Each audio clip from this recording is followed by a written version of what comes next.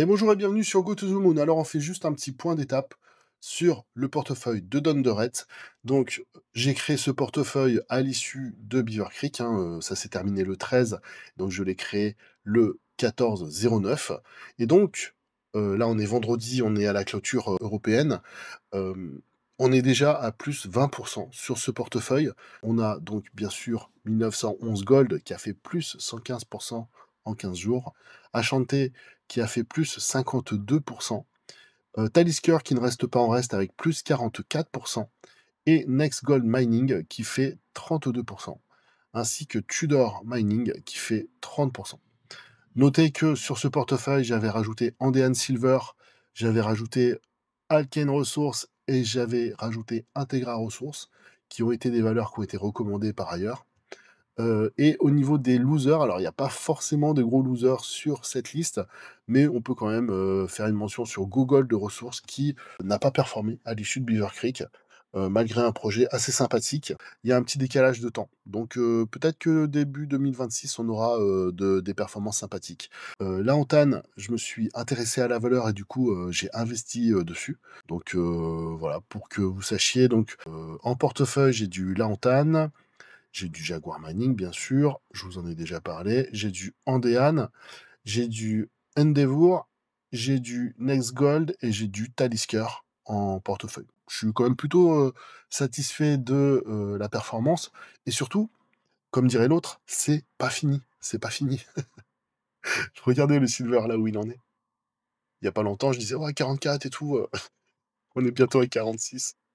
Le gold, 3008. Donc c'est les futurs de décembre, hein, encore une fois. Mais la tendance, elle n'est pas du tout à la baisse. Le pétrole, quand même, il faut le mentionner, est en train de se reprendre depuis quelques jours. Le copper avait une grosse hausse grâce à cause plutôt malheureusement de la catastrophe qu'il y a eu en Indonésie. D'ailleurs, ils ont annoncé, ces Freeport, ils ont annoncé qu'ils allaient arrêter toutes les opérations de mining là-bas pour se concentrer sur la recherche des personnes qui sont portées disparues. C'est des situations qui sont plutôt difficiles, donc on espère que les personnes vont être retrouvées saines et sauves.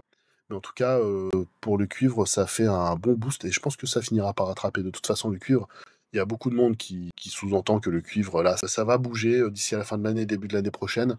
Je vous invite à regarder la vidéo que j'ai fait sur le cuivre, notamment sur les CAPEX et sur pas mal de drivers qui font que il y a de quoi faire sur le cuivre.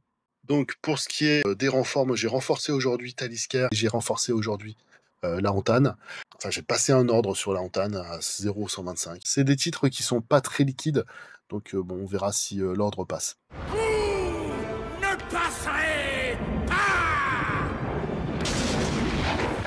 pas! Si vous regardez les actions que j'ai récemment consultées, bon bah DNO, vous connaissez, Singapour Exchange, bon c'est maintenant, c'était c'était beaucoup moins cher il y a pas longtemps, hein. Là ça y est, ça a quand même bien repris. Harris Mining, je suis actionnaire d'ailleurs de Harris Mining. Avino, j'avais regardé, et là vous voyez ça a quand même repris un bon petit 5%. Et BlackBerry, je suis actionnaire. Alors ça a vraiment fait un beau petit parcours là suite à la publication de résultats. Donc j'avais une grosse position, j'ai vendu la moitié parce que je préfère sécuriser un petit peu de gain. Et puis CNOOC, alors Snook, je sais pas comment on prononce en fait, c'est la prochaine vidéo qui va sortir. Accrochez-vous parce que ça sera touffu, mais ça vaut le coup de regarder. Voilà pour ce petit point sur le portefeuille de Don Dorette. Si ce format vous plaît et vous intéresse, n'hésitez pas à me le dire en commentaire. Je vais quand même je vais quand même revenir dessus.